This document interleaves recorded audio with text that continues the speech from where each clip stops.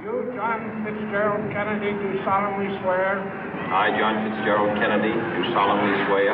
That you will faithfully execute the office of President of the United States. That I will faithfully execute the office of President of the United States. And will, to the best of your ability. And will, to the best of my ability. Preserve, protect, and defend the Constitution of the United States. Preserve, protect, and defend the Constitution of the United States. So help you God. So help me God.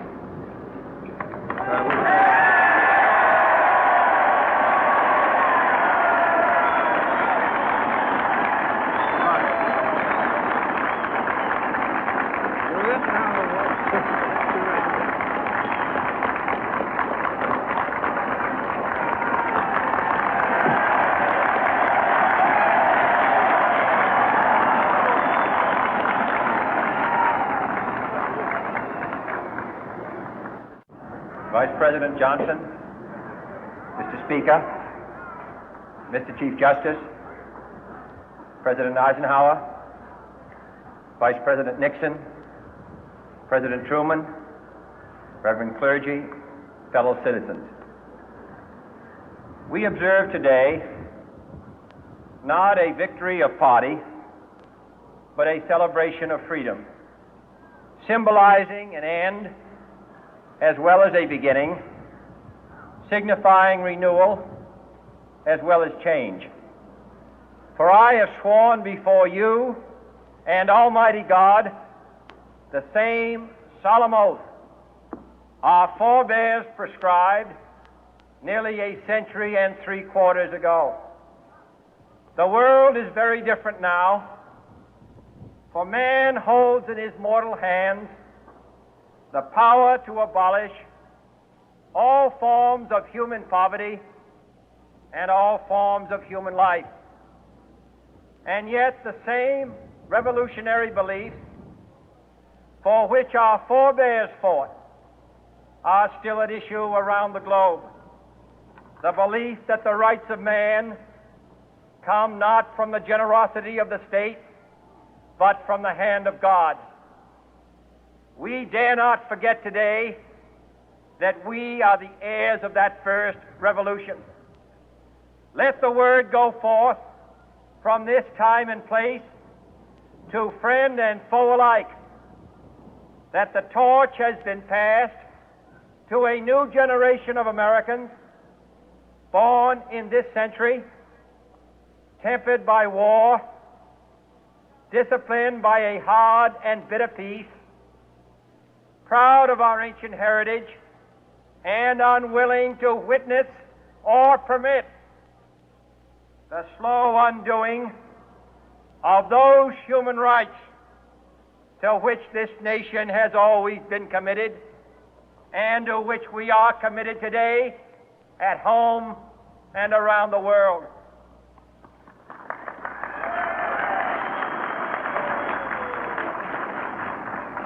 Let every nation know, whether it wishes us well or ill, that we shall pay any price, bear any burden, meet any hardship, support any friend, oppose any foe to assure the survival and the success of liberty.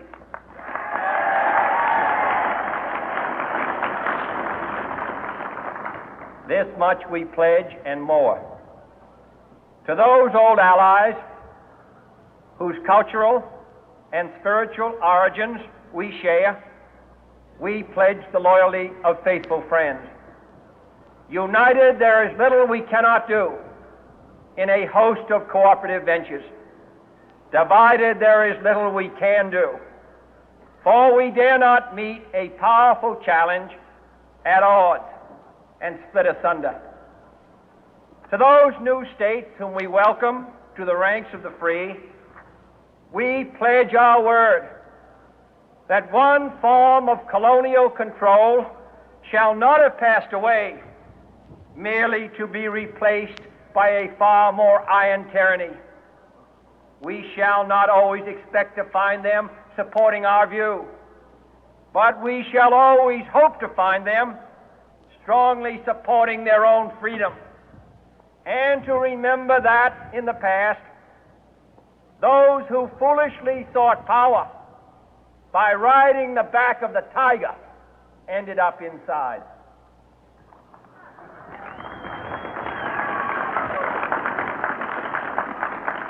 To those people in the huts and villages of half the globe struggling to break the bonds of mass misery, we pledge our best efforts to help them help themselves for whatever period is required, not because the communists may be doing it, not because we seek their votes, but because it is right.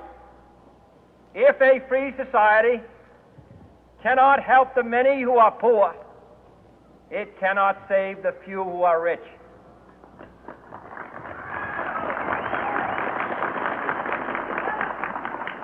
To our sister republics south of our border, we offer a special pledge to convert our good words into good deeds, in a new alliance for progress, to assist free men and free governments in casting off the chains of poverty. But this peaceful revolution of hope cannot become the prey of hostile powers. Let all our neighbors know that we shall join with them to oppose aggression or subversion anywhere in the Americas. And let every other power know that this hemisphere intends to remain the master of its own house.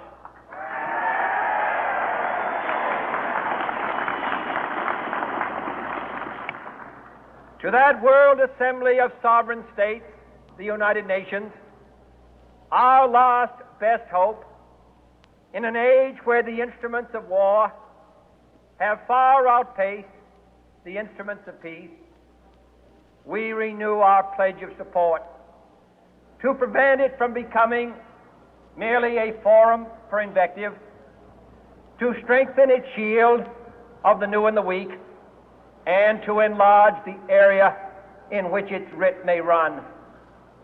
Finally, to those nations who would make themselves our adversary, we offer not a pledge, but a request that both sides begin anew the quest for peace. Before the dark powers of destruction, unleashed by science, engulf all humanity in planned or accidental self-destruction, we dare not tempt them with weakness, for only when our arms are sufficient beyond doubt can we be certain beyond doubt that they will never be employed.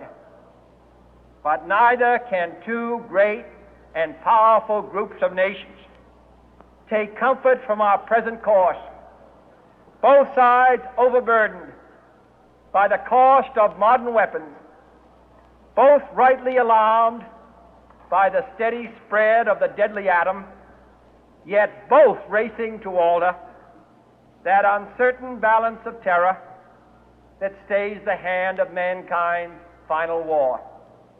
So let us begin anew, remembering on both sides that civility is not a sign of weakness, and sincerity is always subject to proof.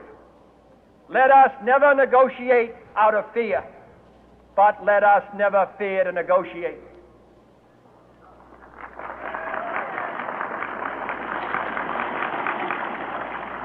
Let both sides explore what problems unite us, instead of belaboring those problems which divide us.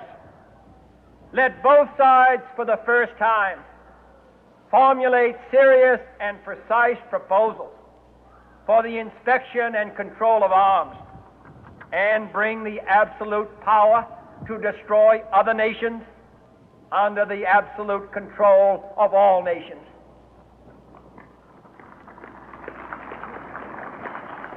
Let both sides seek to invoke the wonders of science instead of its terrors.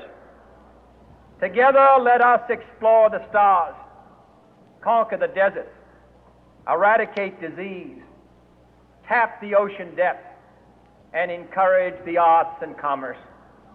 Let both sides unite to heed in all corners of the earth the command of Isaiah to undo the heavy burden and let the oppressed go free. And if a beachhead of cooperation may push back the jungle of suspicion, let both sides join in creating a new endeavor, not a new balance of power, but a new world of law, where the strong are just and the weak secure and the peace preserved. All this will not be finished in the first 100 days, nor will it be finished in the first 1,000 days, nor in the life of this administration, nor even perhaps in our lifetime on this planet. But let us begin.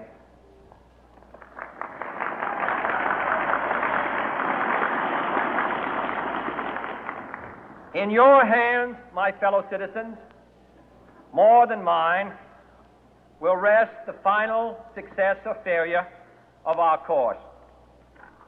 Since this country was founded, each